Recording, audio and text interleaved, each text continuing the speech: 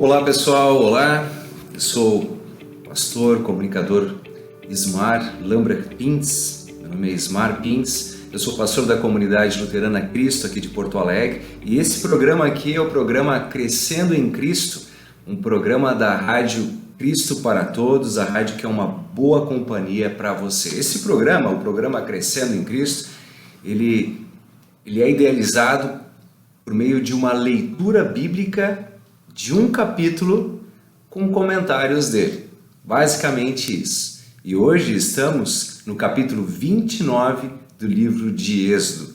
Êxodo, capítulo 29. Como é que funciona? Eu vou ler o capítulo, vou comentando alguns versículos e assim a gente vai crescendo no conhecimento bíblico e na graça do Senhor Jesus. Ok? Combinado? Eu vou ler na versão Nova Almeida atualizada.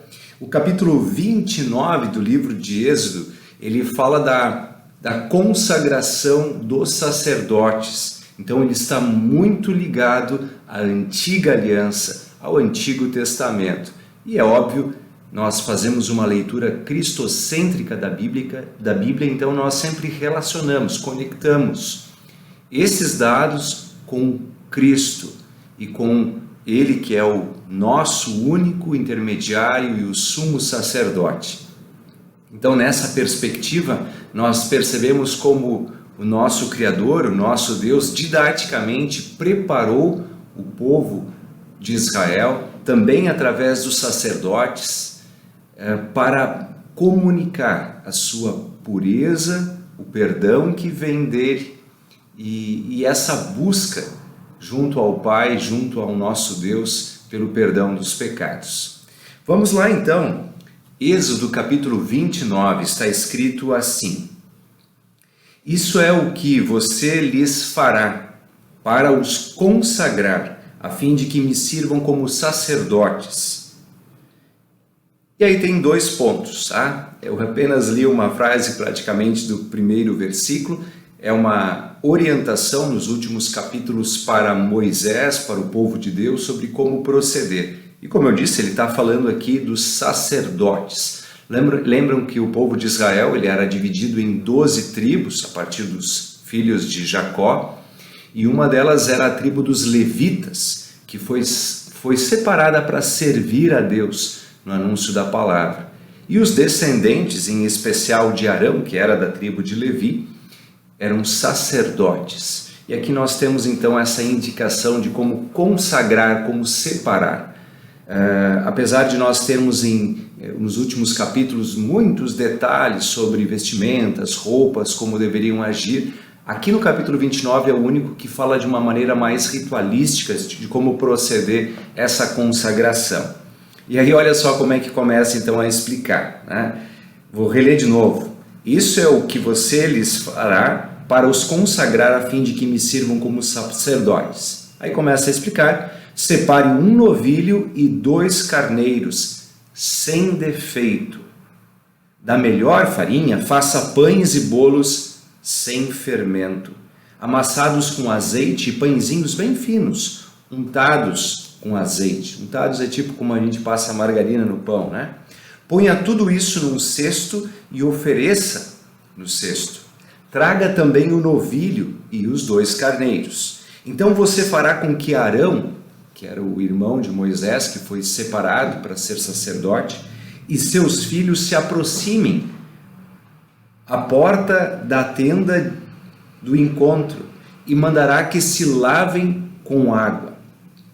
Depois você pegará as vestes, vestirá Arão com a túnica, a sobrepeliz, a estola sacerdotal e o peitoral, e o cingirá com o cinto de obra esmerada da estola sacerdotal. Você porá a mitra na cabeça dele e sobre a mitra a coroa sagrada. Então você pegará o óleo da unção e o derramará sobre a cabeça dele. Assim você o ungirá. Aqui eu li então até o versículo de número 7, fala aí das vestes sacerdotais, né? É interessante tentar colocar aqui ao lado, né, para você visualizar aí as vestes de um sacerdote. E cada uma dessas vestimentas tinha então um símbolo ligado a, vamos dizer assim, a nova aliança e aquilo que projetava então para o povo, né? Todos eles tinham a veste do sacerdote, que era mais simples, e também do sumo sacerdote. E aqui destaca-se essa questão do óleo da unção, né? Com qual ungirá. Então tinha esse óleo que era derramado sobre a cabeça, era colocado essa mitra, também essa coroa, né? Que lembrava assim aquele que governava sobre o sacerdote, que era o próprio Deus. E a palavra ungir, né, tem a ver com a palavra separado, consagrado para isso, né?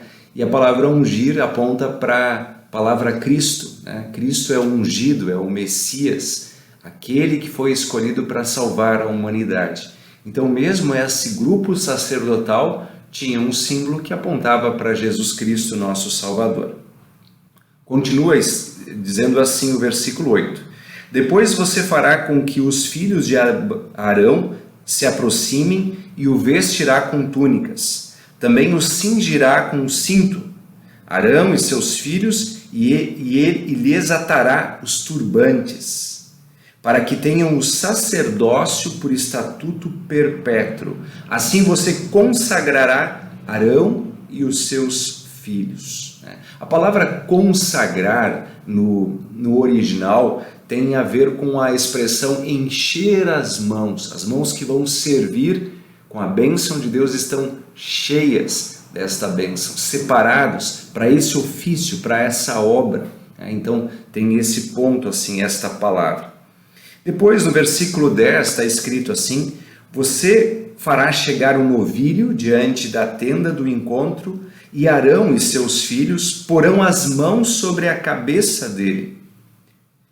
Mate o novilho diante do Senhor, à porta da tenda do encontro. Depois pegue o sangue do novilho e com o dedo ponha-o sobre os chifres do altar. O restante do sangue você derramará na base do altar.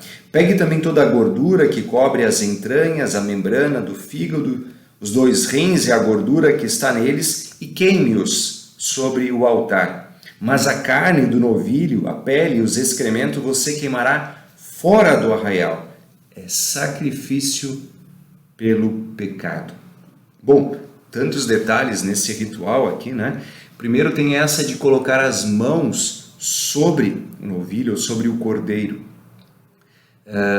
Isso tinha a ver com a questão vicária, quer dizer, os meus pecados são colocados sobre este cordeiro, né?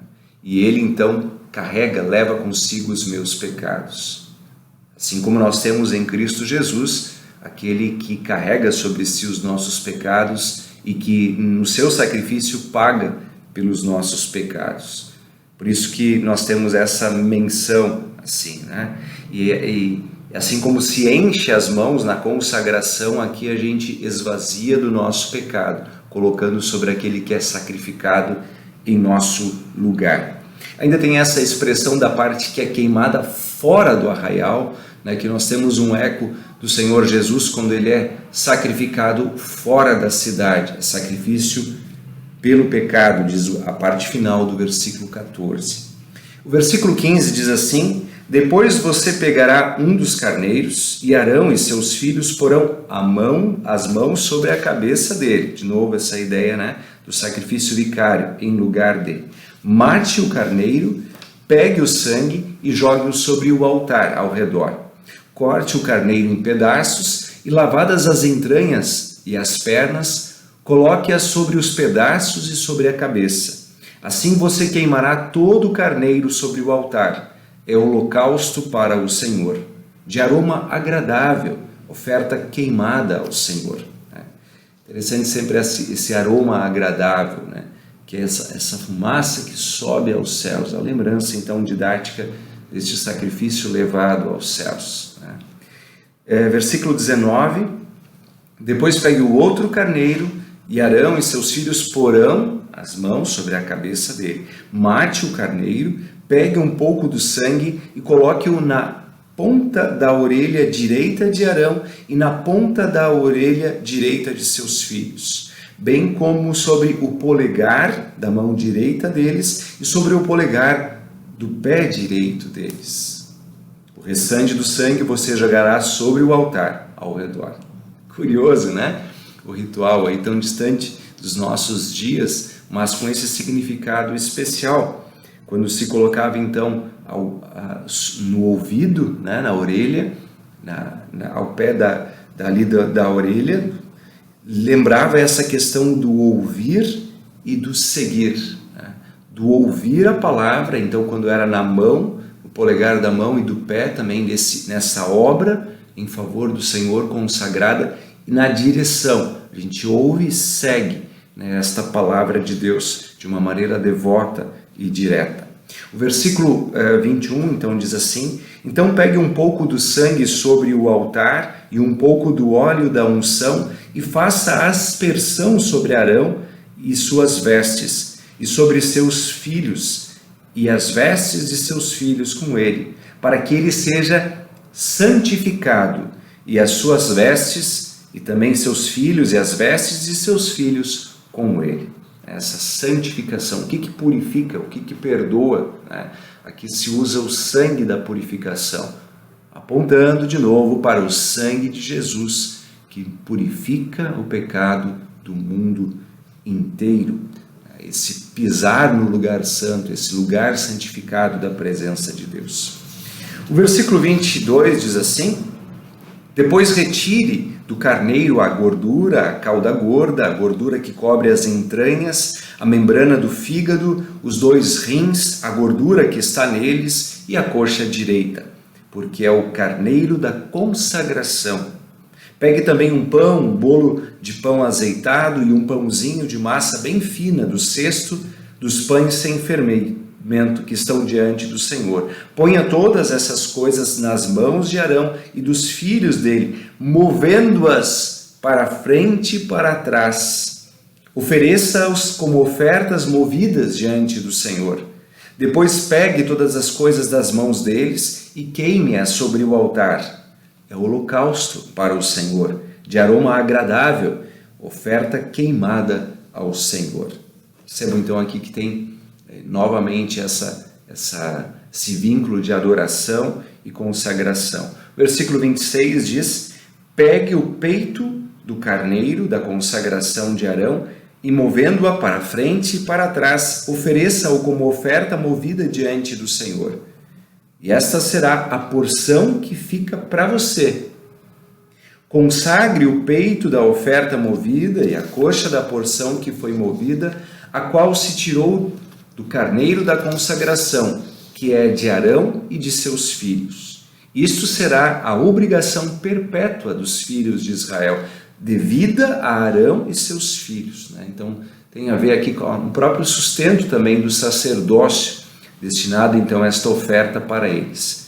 Diz assim: por ser a porção do sacerdote oferecida da parte dos filhos de Israel dos sacrifícios pacíficos. É a oferta que eles fazem ao Senhor. Então era para o sacerdócio, mas é uma lembrança de que também é uma oferta para o próprio Deus. As vestes santas de Arão passarão a seus filhos depois dele, para serem ungidos nelas e consagrados nelas. Então tem esse sacerdócio hereditário dessa tribo de Levi. 7 dias as vestirá o filho que for sacerdote em seu lugar, quando entrar na tenda do encontro para ministrar no santuário. Versículo 31, pegue o carneiro da consagração e cozinhe a sua carne no lugar santo. E Arão e seus filhos comerão a carne deste carneiro, e o pão que está no cesto, à porta da tenda do encontro, e comerão das coisas com que for feita a expiação, para consagrá-los e para santificá-los. O estranho não comerá delas, porque são santas. Então tem essa comunhão santificada, aqueles que estão nesta fé, nesta direção, né? É um eco também da própria comunhão fechada, né? Ou a comunhão apenas para aqueles que creem, se arrependem, confessam sua fé em Jesus, aqui no versículo 33b. Versículo 34, se sobrar alguma coisa da carne das consagrações ou do pão até pela manhã, queime isso que sobrou. Não se comerá porque é santo. Assim, pois, você fará com Arão e seus filhos, conforme tudo o que ordenei a você. Durante 7 dias você os consagrará. Também cada dia prepare um novilho como oferta pelo pecado, para as expiações, e você purificará o altar, fazendo expiação por ele mediante oferta pelo pecado. E você o ungirá para consagrá-lo. Durante 7 dias você fará expiação pelo altar e o consagrará. E o altar será santíssimo. Tudo que tocar será santo. Bem, aqui, antes de ler o versículo 38 e seguintes, reparem sempre nesse santificar, nesse consagrar, separar para. Lembra que, de certa forma, se é necessário ser santificado, é porque de alguma maneira já foi maculado, já foi sujo por causa do pecado. O pecado jaz, está em tudo o que somos e precisamos sim do toque purificador do nosso Deus. Esses rituais, essas lembranças apontam para isso. Lembram que esses rituais, essas cerimônias, essa lei cerimonial concluiu-se em Jesus. Elas apontavam para Jesus e concluíram-se ali. Por isso que elas não são seguidas hoje ao pé da letra como está aqui, porque elas eram simbólicas e proféticas, apontando para o sumo sacerdote que era Jesus. E ao mesmo tempo ensinando como os seus seguidores, os cristãos, devem santificar-se no perdão e na obediência à palavra, aos mandamentos do nosso Deus. Continuando então aqui a leitura, no versículo 38, diz assim: isso é o que você oferecerá sobre o altar, 2 cordeiros de cada ano, cada dia, continuamente. Oferecerá um cordeiro de manhã e o outro ao crepúsculo da tarde. Com um cordeiro ofereça 2 litros da melhor farinha amassada, com 1 litro de azeite batido e para libação, 1 litro de vinho. O outro cordeiro você oferecerá ao pôr do sol, como a oferta de cereais, e a libação da manhã, de aroma agradável, oferta queimada ao Senhor. Este será o holocausto contínuo, oferecido de geração em geração, à porta da tenda do encontro, diante do Senhor, onde me encontrarei com vocês, para falar com você ali. Ali verei os filhos de Israel, para que por minha glória sejam santificados. E consagrarei a tenda do encontro e o altar. Também santificarei Arão e seus filhos, para que me sirvam como sacerdotes. E habitarei no meio dos filhos de Israel, e serei o seu Deus. E saberão que eu sou o Senhor, seu Deus, que os tirou da terra do Egito, para habitar no meio deles. Eu sou o Senhor, o Yahweh, Deus deles. Até aqui, então, a leitura de Êxodo, capítulo 29. Percebam sempre de novo que estas imagens em torno do sacerdócio apontavam para Jesus, o sumo sacerdote, aquele que intercede continuamente por nós, aquele que se fez o próprio sacrifício e aquele que oferece o sacrifício e o sacerdote em uma só pessoa, Jesus Cristo, nosso Salvador. Nós temos que ter esta referência lá do livro de Hebreus, por exemplo, Hebreus 10, 8 a 10, quando fala dos sacerdotes e do sacerdócio em Cristo, também como do sacrifício perfeito oferecido. 1 Pedro 2,9 diz que nós, cristãos, somos sacerdócio real, nação consagrada, santificada para o servir nesse mundo em boas obras. Essas diferentes imagens, esses diferentes rituais, essas diferentes ações que o capítulo 29, os anteriores também colocam, mostram essa reverência, essa santidade, essa perfeição que é o nosso Deus. Nós não somos perfeitos, nem puros, nem santos, por isso necessitamos de sua graça, do seu toque purificador. Esse então é o capítulo 29 do livro de Êxodo. Acompanhe sempre aqui pela Rádio Cristo para Todos esses momentos de leitura bíblica, de estudo bíblico, a fim de crescermos na graça e no conhecimento em Cristo Jesus, o nosso Senhor. Muito obrigado pela atenção, que Deus abençoe a todos vocês.